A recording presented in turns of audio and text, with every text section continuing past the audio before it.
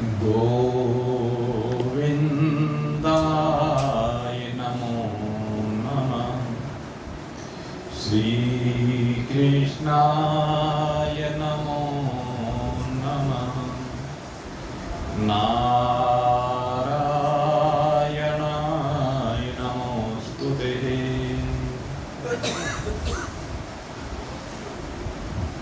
आज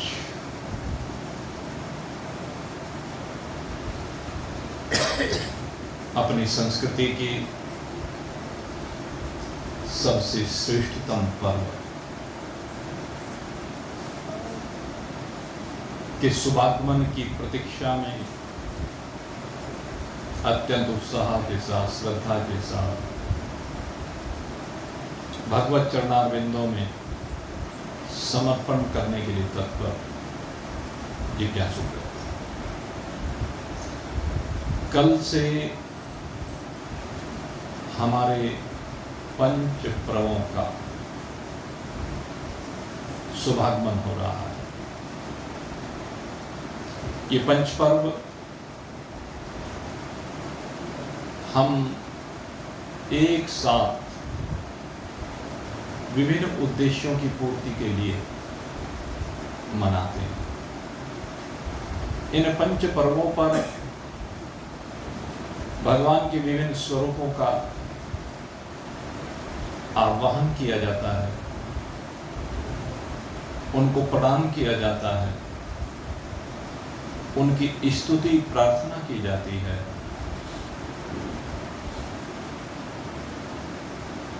ये पांचों पर्व अगर वास्तव में देखा जाए तो हमें पंच विषयों की सीमाओं से बाहर निकालने के लिए, ये पांचों पर्व हमारे जीवन को सुखमय बनाने के लिए हैं। ये पांचों पर्व सुख और समृद्धि प्रदान करने के लिए हैं। इन पंच पर्वों का जो प्रारंभ कल से हो रहा है, सबसे पहला पर्व समुद्र मंथन की घटना से प्रारंभ होता है। आप जानते हैं, जब देवासुर संग्राम हो रहा था और देवता भी परेशान थे और दैत्य भी परेशान थे, तो ये दोनों भगवान की शरण में गए और भगवान की शरण में जाने के उपरांत इन्होंने प्रार्थना की। प्रार्थना करने पर भगवान ने कहा कि जो तुम्हारी प्रार्थना जीवन के लिए, जीवित जीवन के लिए, जो तुम्हारी इच्छा है कि मैं मरूं नहीं, कहते ऐसी मृत्यु की सीमा से बाहर निकलने के लिए, अगर वास्तव में तुम मृत्यु की सीमा से बाहर निकलना चाहते हो तो मंथन करो। कहते हैं किसका मंथन करें? इस समुद्र का मंथन करें। अगर आप समुद्र का मंथन करोगे तो समुद्र का मंथन करने से ही अमृत निकल करके आएगा। और ये पर्व प्रतीकात्मक पर्व है। अगर यदि वास्तव में हम अपने इस जीवन का मंथन करें, इस मनुष्य शरीर में आकर के जो जीव बैठ रहा है, वह अपनी यात्रा के ऊपर मंथन करे। मंथन का मतलब है ये जो हमारा मन है ना, इस मन में बैठ करके चिंतन करें, इस मन की वृत्तियों का चिंतन करें, इस मन की भागदौड़ को समाप्त करने के लिए चिंतन करें। मन से जो निरंतर वृत्तियों का प्रवाह हो रहा है, वो वृत्तियां किस प्रकार से विश्राम को प्राप्त होंगे और कहां पर होंगे, इस बात के लिए हम मंथन करें, चिंतन करें। ये है मन का मंथन, यह है यात्रा का मंथन। और मंथन करते करते जब वास्तव में हम मंथन करेंगे तब पंच विषयों की सीमा से बाहर निकलेंगे। नहीं तो ये पंच विषय हमारे जीवन में जहर बोलते ही रहेंगे।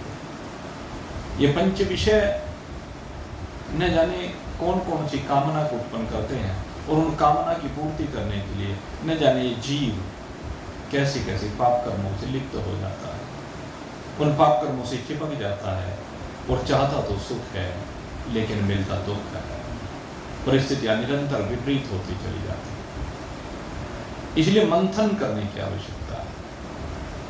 मंथन करने के बाद इन विषयों का स्वरूप सामने आ जाएगा, पंचभूतों का स्वरूप सामने आ जाएगा, 3 गुणों का स्वरूप सामने आ जाएगा। और जब ये सब सामने आ जाएगा तो आप गुणों की सीमा से बाहर गुणातीत अवस्था में आएंगे, और जब भूतों की सीमा से बाहर निकलोगे तो भूतातीत अवस्था में आओगे। गुणातीत और भूतातीत दोनों स्थितियों से ऊपर जब आप उठ जाएंगे तब आपको अमृत तत्व की प्राप्ति हो जाएगी। उसी समय आप संपूर्ण रोगों से मुक्त हो जाएंगे। कल का दिन रोग मुक्ति का दिन है। जो हमारे समाज में डॉक्टर्स हैं वो इस धनतेरस के पर्व को विशेष रूप से मनाते हैं। क्यों मनाते हैं? कि हम डॉक्टर्स के पास जाते हैं आरोग्यता के लिए, और उनका भी भाव रहता है कि जब भी कोई मरीज मेरे पास आता है, कोई दुखी रोगी मेरे पास आता है, तो उसके रोग की निवृत्ति मैं कर दूं। वो भगवान धन्वंतरी से प्रार्थना करते हैं कि हे भगवान धन्वंतरी, इन हाथों में ऐसी शक्ति दे, इस मस्तिष्क को ऐसी बुद्धि प्रदान कर जिसके द्वारा हम रोग की पकड़ कर सकें और रोग का निदान कर सकें।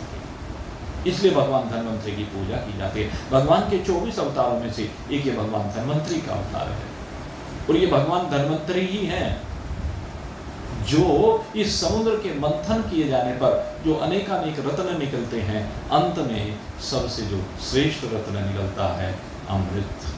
कहते उस अमृत के कलश को लेकर के ये भगवान धन्वंतरी ही अवतरित हुए थे। तो कल का जो दिन है वो अमृत की उत्पत्ति का दिन, भगवान धन्वंतरी के अवतरण का दिन है। भगवान ने धन्वंतरी रूप धारण किया। तो अमृत से एक बात और निकल करके आती है कि अमृत हमें आरोग्य प्रदान करता है, हमें रोग से मुक्त करता है, हमें काम के रोग से, क्रोध के रोग से, लोभ के रोग से, मोह मद मात्सर्य के रोग से, ईर्ष्या के रोग से। ये रोग मुक्ति का दिन है। अगर यदि हम रोग मुक्त हो पाएंगे तो मेरे मित्रों वास्तव में तभी हम सुखी हो पाएंगे। एक तो केवल तन के रोगों की मुक्ति की बात होती है, लेकिन मेरे मित्रों तन के रोगों की मुक्ति तो हो ही, सबसे जरूरी है मन के रोगों की मुक्ति। क्योंकि जब तक ये मन के रोगों से हम छुट्टी नहीं पाएंगे, हम दीपावली नहीं मना सकते। दीपावली का पर्व जो कि हंसी खुशी का पर्व है, जो कि हमारे जीवन में न जाने सुख की कितने लहरें लेकर के आता है। तो ये दीपावली हमारी सदा मनती रहे, उसके लिए जरूरी है आरोग्यता का होना। एक बार की बात मैं आपको बताता हूँ, ध्यान है मेरे वो घटना। एक बार हमारे महाराज श्री, गुड़गांव में एक मेदांता हॉस्पिटल है, शरीर में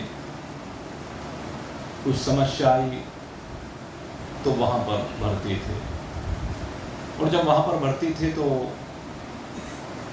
हम भी वहाँ पर महाराज श्री के पास गए, और महाराज श्री के पास जाकर के पूछा, महाराज जी आप कैसे हैं? तो उन्होंने एक ही बात कही थी कि हमारी तो रोज दीपावली। शरीर की स्थिति बहुत खराब थी, लेकिन उसके बावजूद क्या कहते कि मेरी तो रोज दीपावली है, सदा दीपावली है। क्यों कह पाएगा ऐसा? क्योंकि मन से दीपावली मना रहे हैं, समस्त रोगों से मुक्त हो चुके हैं। शरीर की बात अलग है, शरीर तो प्रारब्ध के अनुसार चलता है, प्रारब्ध की धारा में बहता है। तो जो मन के रोगों से मुक्त हो जाता है, जिसका मन परमात्मा में हो जाता है, वही रोज दीपावली मना सकता है। उसकी दीपावली नित्य दीपावली होती है, उसकी दीपावली अविनाशी दीपावली होती है। तो कल का दिवस रोग मुक्ति का दिवस है। आप सब निरोगी हैं, ऐसी भावना करते हुए कल इस पर्व को मनाएंगे। ये दिव्य पर्व भगवान धन्वंतरी की पूजा का पर्व, भगवान धन्वंतरी का पूजन करना चाहिए। और तदुपरांत अगला जो पर्व आता है वो नरक चतुर्दशी के नाम से जाना जाता है। इसका नाम नरक चतुर्दशी, लेकिन हमारे यहाँ नरक चतुर्दशी की बजाय छोटी दीपावली के नाम से विशेष रूप से प्रसिद्ध है, क्योंकि इसके पीछे दो गाथाएं आती हैं।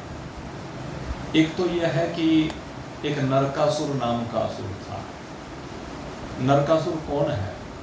कहते हैं जिसने 16,100 कन्याओं के, राजकन्याओं के जीवन को नरक बना दिया। वो स्वर्ग में रहती थी एक तरह से, क्योंकि राजकन्याएं हैं, लेकिन उनके जीवन को जिसने नरक बना दिया वो नरकासुर था। वो ऐसा दैत्य था, उनको कैद कर रखा था, उनको पतित कर दिया। ऐसा एक दुष्ट दैत्य था। आज ही के दिन भगवान श्री कृष्ण उस नगरी में आए और उस नगरी में आकर के, प्राग ज्योतिषपुर उस नगरी का नाम था, उसमें आकर के इस नरकासुर का भगवान ने संहार किया। नरकासुर का संहार यानी हमारी उन दूषित वृत्तियों का संहार। वे वृत्तियां जो हमें पाप कर्मों की ओर लेकर जाती हैं, वे वृत्तियां जो हमारे आचरण को दूषित करती हैं, वे वृत्तियां जो संसार में विष घोलती हैं, वे वृत्तियां जो संसार में ऐसा जहर फैलाती हैं कि आपस में विद्वेष ही विद्वेष हो जाता है। न जाने कितने प्रकार से हम एक दूसरे से झगड़ते फिरते हैं, घरों में झगड़ते हैं, समाज में झगड़ते हैं, देश में झगड़ते हैं, दुनिया में झगड़ते हैं। ये वृत्तियां कहाँ से मिल रही हैं? ऐसे असुरों के संग से मिल रही हैं। इसलिए भगवान कहते हैं कि भले ही भगवान कुछ भी हो, लेकिन इन पापों से बचा करके रखे। भगवान तो सुख दे या न दे, लेकिन पाप कर्मों से जरूर बचाए।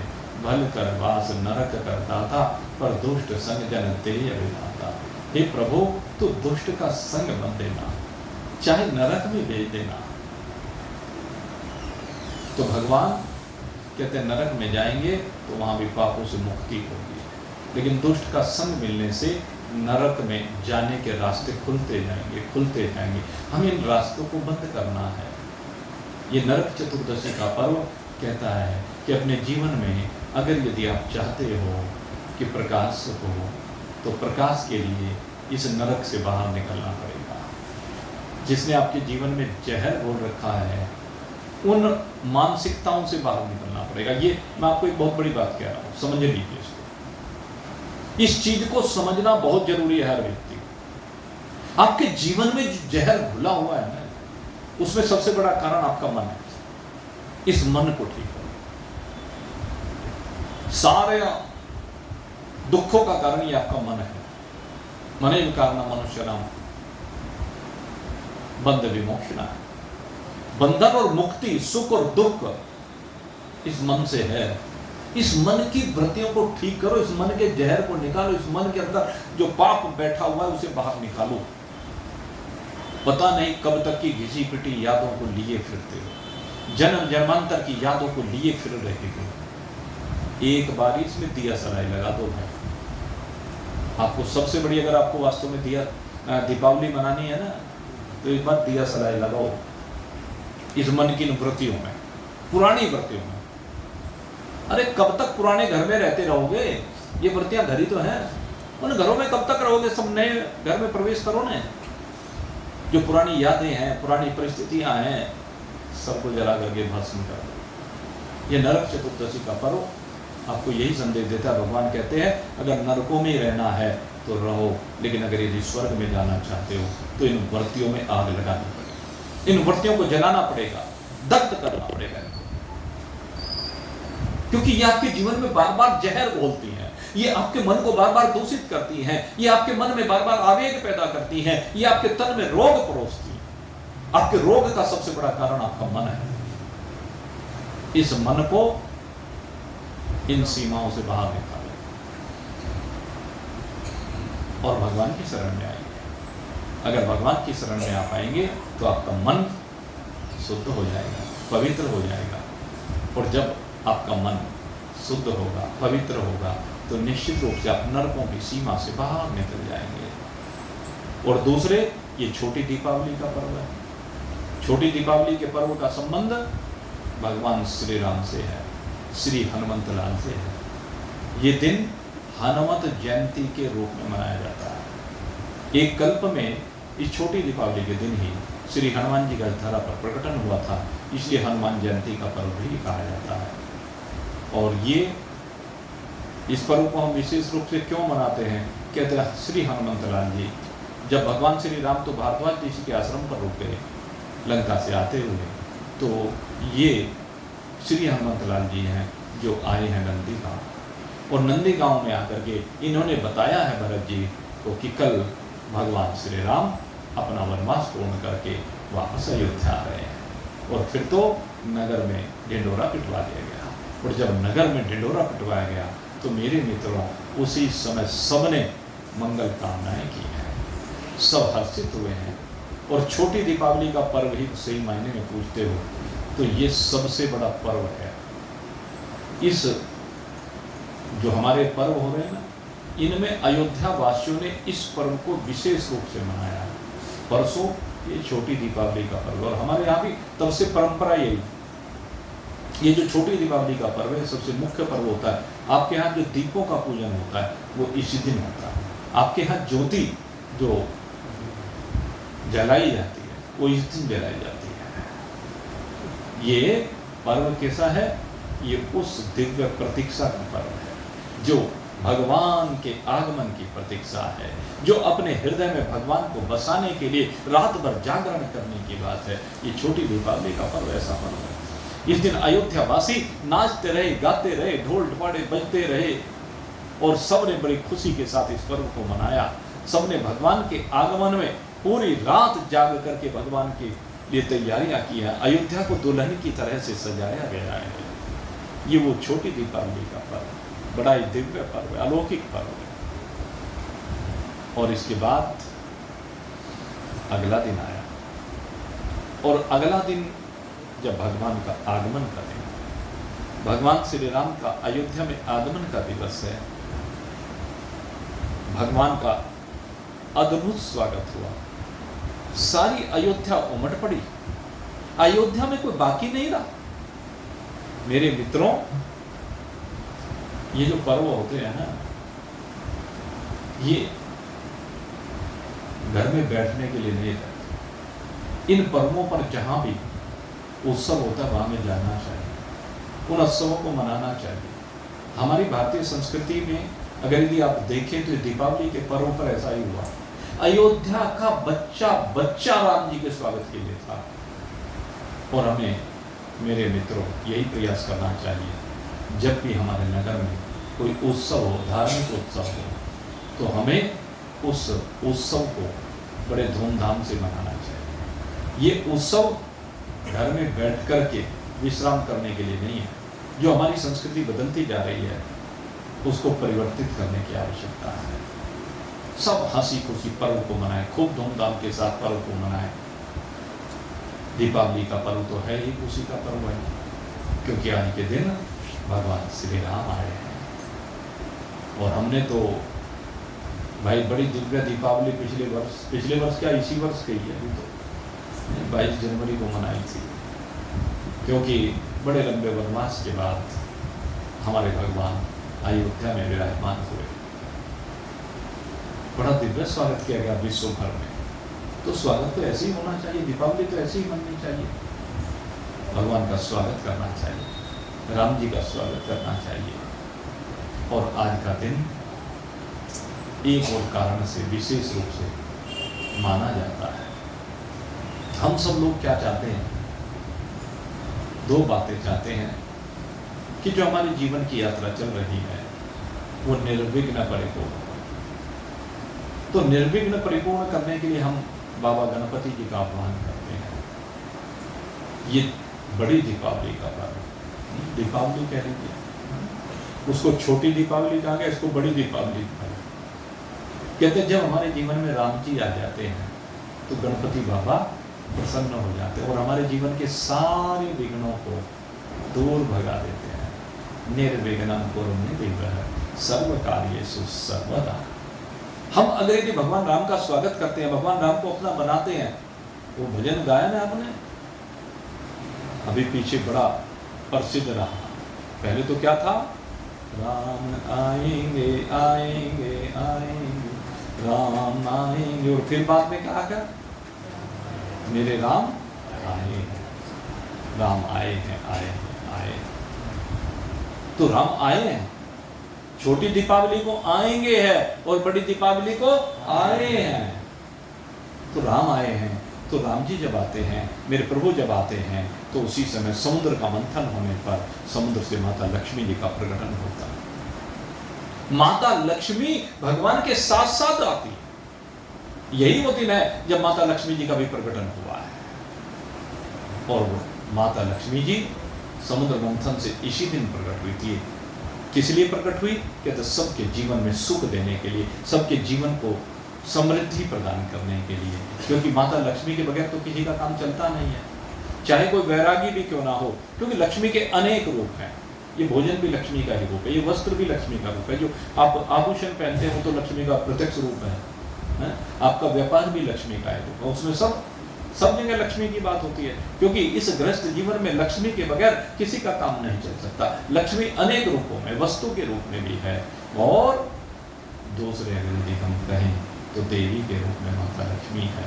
महालक्ष्मी च विद्महे विष्णु पत्नी च धीमहि तन्नो लक्ष्मी प्रचोदयात्, तन्नो लक्ष्मी प्रचोदयात्, तन्नो लक्ष्मी प्रचोदयात्। हम बार बार उस माता लक्ष्मी की प्रार्थना करते हैं, उसका आह्वान करते हैं। और ये दो ही देवता ऐसे हैं हमारी संस्कृति में जिनको कहा कि आप सदा हमारे घर में निवास करें। गणपति बाबा और माता लक्ष्मी, इन दोनों के लिए कहा गया कि आप दोनों सदा हमारे घर में वास करें। तो दीपावली पर जो हम आह्वान कर रहे हैं वो सदा हमारे घर में रहते ही हैं। लेकिन अगर ये किसी कारण से वो रुष्ट होकर के चले गए हैं तो मनाने का दिन है। गणपति बाबा और माता लक्ष्मी को मनाइए, उनका आह्वान कीजिए। और माता लक्ष्मी कब आएगी? जब आप भगवान को पुकारेंगे। बार बार आप कहेंगे हरि आ जाओ, हरि आ जाओ, हरि आ जाओ एक बार, मेरा छोटा सा संसार, हरि आ जाओ एक बार। बार बार आप हरि को पुकारेंगे, भगवान को पुकारेंगे। और जब भगवान को आप पुकारेंगे तो लक्ष्मी जी निश्चित रूप से दौड़ी चली आएंगी। और कैसे आएंगी? मैं कहा करता हूं, उल्लू पर नहीं आएगी भाई। भगवान के साथ तो जो समृद्धि के प्रतीक, शुभता के प्रतीक कौन है? गरुड़ जी। गरुड़ जी पर बैठकर आएंगी। और जब गरुड़ जी पर बैठकर आएंगी तो घर में विकार नहीं आ सकता। देखो, अगर यदि घर को वास्तव में बचाना है तो घर को कुछ विकारों से बचाना होगा। और घर को विकारों से कौन से बचाना है? एक तो सबसे बड़ी बीमारी है नशा। किसी भी प्रकार का जो नशा अगर घर में कोई करता है तो समझ लीजिए उस घर में अब नरक का वास होना शुरू हो गया, नरक बन गया है। अगर कहीं पर भोजन की अशुद्धि हो गई है तो भी समझ लीजिए नरक की ओर जा रहा है। इसलिए सबसे जरूरी है भोजन की शुद्धि का। आहार हमारा शुद्ध होना चाहिए। बच्चों के आहार प्रारंभ से शुद्ध लेकर के चलने। और ये माता पिता दादा दादी का कर्तव्य है कि जिस समय बच्चा उंगली पकड़ करके चलने लायक होना उसी समय से उसको लाइन पे लगाना पड़ेगा। ध्रुव को, प्रहलाद को, नचिकेता को उंगली पकड़ करके जब चलने की उम्र थी उसी समय से इस लाइन पर लगा दिया। इसलिए आज हम उनका नाम लेते हैं, बड़े सम्मान के साथ लेते हैं। वो अमरता को प्राप्त कर गए। वो कभी मरते नहीं, सदा अमर रहते हैं, सबके हृदय में अमर रहते हैं, हमारे प्रेरणास्पद हैं। तो हमें बचपन से उनको सिखाना पड़ेगा और विकारों से दूर रखना पड़ेगा। अगर बच्चा कोई गलती करके आता है तो चाहे उसके लिए दंड भी क्यों ना देना पड़े, उस दंड को भी देने में हिचकिचाइए मत। क्योंकि पहली गलती पर अगर आपने उसको रोक दिया तो आगे वो गलती नहीं करेगा। और अगर नहीं रोका तो दूसरी गलती का जन्म हो चुका है, फिर तीसरी, फिर चौथी, फिर तो कोई गिनती ही नहीं। फिर तो आपकी अवहेलना तक चलता है और रोज होगी वो। इसलिए उससे अगर यदि बचना है तो इस भोजन को हमें ठीक करना पड़ेगा, बच्चों के भोजन को ठीक। उनका आहार भी ठीक करना पड़ेगा, उनके वस्त्र भी ठीक करने पड़ेंगे, उनका चाल चलन भी ठीक करना पड़ेगा। मैं अभी एक जगह पर संस्था में बोल रहा था, दिमाग में बात आई इसलिए मैंने कह दिया। यद्यपि हो सकता है भाई कुछ लोगों को बुरा भी लगता हो, अब जो उस काम को करते तो बुरा लगेगा। एक हमारी संस्कृति में आजकल क्या प्रवेश हो रहा है, ये फिल्मों के हीरो, ये क्रिकेट के जो खिलाड़ी हैं, इनको आदर्श बना दिया बच्चों ने, और वो कुंची रखनी शुरू कर दी। ये कुंची पता नहीं कहाँ से, ये संस्कृति का विनाश करने के लिए आपको बता दें। ये जो भी प्रक्रियाएं चल रही है ये विधर्मियों से प्रेरित होकर के, ये जो विधर्मी लोग हैं वो प्रेरित कर रहे हैं, और वो खत और वो ये हिंदुओं का काम है क्या? ये आप चिंतन करके देखें, ये हमारे हिंदुओं का काम है।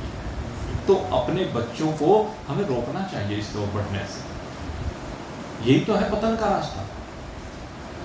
ये जो ऐसी ऐसी परंपराएं हैं इनको रोकिए, और अगर यदि समझ से नहीं रोकता तो थोड़ा डांटने के लिए हो सकता है। इन चीजों से रोको बच्चों को, समझाओ उनको। और मैं आपको एक उदाहरण देता हूँ, अपने ऊपर ही उदाहरण दे रहा हूँ। हमारा जो है एक बच्चा, एक दिन वो हमारे पास आया, घर में कुछ रिश्तेदारी, तो उसने वो रख रखी थी दाढ़ी। मैंने आते ही उसको कहा, ये क्या बीमारी पाल ली भाई तूने, ये तेरा काम है क्या? अब उसको मान लीजिए माता पिता ने तो कहा नहीं, मैंने कह दिया। अब जब मैंने कहा, कहने एकदम कहने लगा, नहीं बस ये तो यूं रखी गई, कैसे भी रखी गई, अगली बार मेरे सामने आएगा तो इसे साफ करके आना। और खैर वो गई, 10 दिन बाद फिर आना पड़ा। तो जब 10 दिन बाद फिर आया तो वो आके सबसे पहले मुझे कहा, मामा जी देखो ये मैं साफ करना है। मगर ठीक है, तो हम कहें तो सही भाई, जहां हमारा अधिकार है कम से कम वहां तो कहें। लेकिन हम खुद अगर कहेंगे नहीं, खुद मानेंगे नहीं, तो कैसे इस विकार से छुट्टी पाएंगे? नहीं तो ये आपको बता दूं, ये आपकी पीढ़ी को नष्ट करने के, ये पीढ़ियों को नष्ट कर रहा है। आगे अभी तो ये रखनी सिखाई, आगे वही काम शुरू हो जाएगा उस पर। जो पहले से इनकी तो शुरुआत से इच्छा ही यही रहती है, यही लोग हैं, इन्हीं के पास जाकर के वो करा के आते तो अपने धर्म के अनुसार वो करना शुरू कर देते हैं। आप भी बच्चों को तो पता नहीं कुछ, आज इसके पीछे क्या उद्देश्य है हमें तो पता है। जो बड़े हैं समझदार उनको तो पता है, उनके तो उद्देश्य हर जगह फिट है और ऊपर से सेट होके आते हैं उनके। लेकिन हम लोग इनको समझ नहीं पाते, उनको पकड़ नहीं पाते इन बातों को, इसलिए अभी से समझाने की आवश्यकता है। उनको समझाइए और समझा करके रास्ते पर लाइए। माता लक्ष्मी की कृपा तभी होगी भाई। तो ये दीपावली का पर्व आपके जीवन की बाधाओं को दूर करने के लिए है, आपके घर में सुख समृद्धि लाने के लिए है। लेकिन सुख और समृद्धि कब आती है? जब भगवान आते हैं। तो भगवान आए, सुख समृद्धि रहे दीपावली पर, ऐसी प्रभु से आपके लिए कामना करते हैं। चौथा पर्व हमारा बड़ा दिव्य पर्व है, आप जानते हैं, वो गोवर्धन। गोवर्धन एक वैसे तो प्रतीकात्मक रूप से भी और लौकिक रूप से भी अगर देखें तो दोनों भाव अलग अलग हैं। लौकिक रूप से देखें तो एक पर्वत को हमने गोवर्धन कहा, जिसकी परिक्रमा हम करके आते हैं, क्योंकि वो गौओं का वर्धन करने वाला है। उस पर घास हुआ करती थी, जिस घास को चुप करके गौ परिपुष्ट होती थी, दूध देती थी, समृद्धि आती थी। दूसरा विषय यह है कि वो गौ माने इंद्रियां, इंद्रियों का वर्धन करने वाली, अर्थात इंद्रियों की शक्ति का वर्धन करने वाली, इंद्रियों को सन्मार्ग पर ले जाने वाली। भगवान श्री कृष्ण ने आज इंद्र के प्रकोप से बचाने के लिए ब्रिजवासियों को इस गोवर्धन को अपने नक पर धारण किया। 56 भोग लगाए थे उन्होंने और गोवर्धन ने उनकी रक्षा की। ये पर्व इस उपलक्ष्य में मनाया जाता है, बड़ा दिव्य पर्व है। इस दिन हमें भगवान का भोग लगाना चाहिए। सबको अपने घरों में कुछ ना कुछ अच्छा भोग तैयार करना चाहिए और वो भगवान को लगाना चाहिए। गत वर्ष से हमने भी परंपरा चलाई है भाई, हमारा भी मन बना और गत वर्ष से हमने भी ये जो अपना भंडारा होता है द्वादशी का, हमने सोचा कि चलो भाई इस बार द्वादशी के बजाय अन्नकूट कर दिया करेंगे और 56 भोग तैयार करते हैं। उसमें इस बार भी 56 भोग, और इस बार ये शनिवार को पड़ रहा है, तो शनिवार के दिन वही पर्व मनाया जाएगा। खैर, तो गोवर्धन का पर्व अपनी इंद्रियों को शक्ति प्रदान करने के लिए, समृद्ध करने के लिए, इनको सही दिशा देने के लिए है। भगवान ने इनको सही दिशा दी कि न तुम भोगों से हट करके योग की ओर लगो। ये पर्व हमें सिखाता है। और अंतिम जो पर्व है वो है यम तृतीया का पर्व, जिसको भैया दूज का पर्व कहते हैं। ये भाई और बहन का पर्व है, उनके प्रेम का प्रतीक है यम तृतीया। इस दिन भाई अपनी बहन से तिलक करवाता है, और हमारे यहाँ तो परंपरा है कि किसी पर्व पर जाए या ना जाए, लेकिन इस दिन सब भाई अपनी बहन से तिलक कराने के लिए अवश्य मिल जाते हैं। अन्य पर्वों पर तो विवाह के उपरांत ये भी होता है कि वे जा पाए ना जा पाए, वो चाहे दशहरा हो, चूँकि अपने घर में पूजना पड़ता है, रक्षाबंधन हो, लेकिन ये एक ऐसा पर्व है जिस दिन हर भाई अपनी बहन के पास तिलक कराने के लिए अवश्य मिल जाता है। धर्मराज जी और यमुना जी दोनों बहन भाई हैं, उनकी कथा आती है, वो तो आप पढ़ते ही हैं। लेकिन इस दिन सबसे बड़ी बात मेरा जो मन कहता है, इस दिन यमुना ने अपने भाई का स्वागत किया है। मृत्यु का कोई स्वागत नहीं करता, लेकिन बहन करती है। एक बहन अपने भाई का स्वागत कर, तो आप इस मृत्यु को अपना भाई बना लीजिए। मृत्यु को अगर यदि आपने अपना भाई बना लिया, तो मृत्यु आपका कुछ बिगाड़ेगा क्या?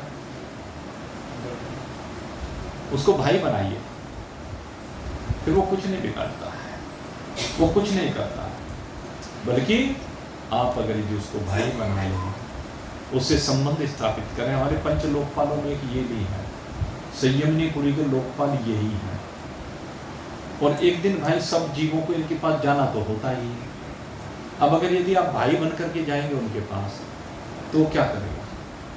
आपका स्वागत करेगा। इसमें स्त्रीपना पुरुषपना नहीं है, ये भी ध्यान रखना। सब बना सकते हैं, ये नहीं कि भाई जो स्त्रियां हैं, लड़कियां हैं, वही भाई बना करके तिलक करें। अरे ये तो एक व्रती है। आप धर्मराज जी को अपना भाई बनाइए, यमराज जी को नहीं, धर्मराज जी को बनाइए। अर्थात आपके हृदय में धर्म का राज हो जाएगा। जब धर्म का राज हो जाएगा तो निश्चय ही धर्म आपका भाई ही बन जाएगा। और जब धर्म आपका भाई बन जाएगा तो फिर आपको मृत्यु का कष्ट नहीं होगा, मृत्यु आपको छुएगी भी नहीं। आप मृत्यु मुखात प्रमुच्यते, मृत्यु के मुख से बाहर निकल जाएंगे, मुक्त हो जाएंगे, मृत्यु की सीमा से बाहर निकल जाएंगे। तो मृत्यु के मुख से कौन नहीं छूटना चाहता? सब छूटना चाहते हैं। और मेरे मित्रों, वास्तविक दीपावली, वास्तविक खुशी वही है जब आप मृत्यु की सीमा से बाहर निकल जाए। और मृत्यु की सीमा से बाहर वही निकल सकता है जो शरीर के भाव से बाहर निकल गया, क्योंकि शरीर तो एक दिन सबका जाना है। लेकिन जो शरीर की सीमा से बाहर निकल करके अपनी आत्मा को जान लेता है, अहम आत्मा, अहम आत्मा, अहम आत्मा, मैं आत्मा हूँ। और ये आत्मा, अहम आत्मा ब्रह्म, ये आत्मा ब्रह्म ही है, ब्रह्म से विलग और कुछ भी नहीं है।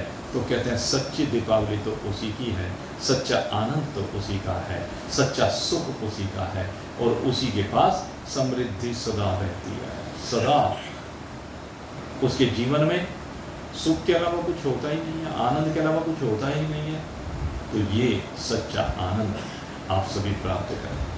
आप सभी के लिए मैं इन पंच पर्वों के लिए भगवान के सभी स्वरूपों से, यद्यपि एक ही भगवान अनेक रूपों में भाषित हो रहा है तो भगवान ही, तो भगवान से आप सबके लिए मैं प्रार्थना कर रहा हूँ कि हे प्रभु, आप इनका मंगल करें, आप इनका कल्याण करें। मंगलम भगवान विष्णु, मंगलम गरुड़ध्वज, मंगलम पुंडरीकाक्षः, मंगलाय स्तनोर्हरिः, सर्वमंगलमांगल्ये शिवे सर्वार्थसाधिके, शरण्ये त्र्यंबके गौरी नारायणी नमोस्तुते। ओम स्वस्ति नः इंद्रो वृद्धश्रवाः स्वस्ति नः पूषा विश्ववेदाः स्वस्ति नस्तार्क्ष्यो अरिष्टनेमि स्वस्ति नो बृहस्पतिर्दधातु। ओम स्वस्ति स्वस्ति स्वस्ति। इस व्यासपीठ की ओर से आप सभी को, आपके सभी परिजनों को, स्वजनों को, रिश्तेदारों को, नातेदारों को, जहाँ जहाँ तक भी आप जाते हैं, हमारी ओर से, हमारे गुरुदेव की ओर से और भगवान की ओर से बहुत बहुत शुभकामनाएं आपको स्वीकार हों। भगवान के चरणों में कोटि सहस्त्र प्रणाम करते हुए आपको पुनः बहुत बहुत मंगल शुभकामनाएं देते हुए आज यहीं पर आप सत्संग को विश्राम दे रहे हैं। बोलिए सच्चिदानंद भगवान की मौर्य मुकुटवंश श्यावर रामचंद्र भगवान उमापति महादेव पवन सुत हनुमान बोलो भाई सब संतन की, बोलो भाई सब भगतन की जय जय जय जय जय जय। सचिया जोता वाली माता तेरी सरा। बोलिए धन्वंतरी भगवान की, बोलिए श्री हनुमंत लाल की, बोलिए श्री लक्ष्मी नारायण भगवान की, बोलिए श्री गणपति बाबा की, बोलिए सरस्वती माता की, बोलिए गोवर्धन गिरधारी लाल की, बोलिए माता अन्नपूर्णा की, बोलिए धर्मराज जी महाराज की जय।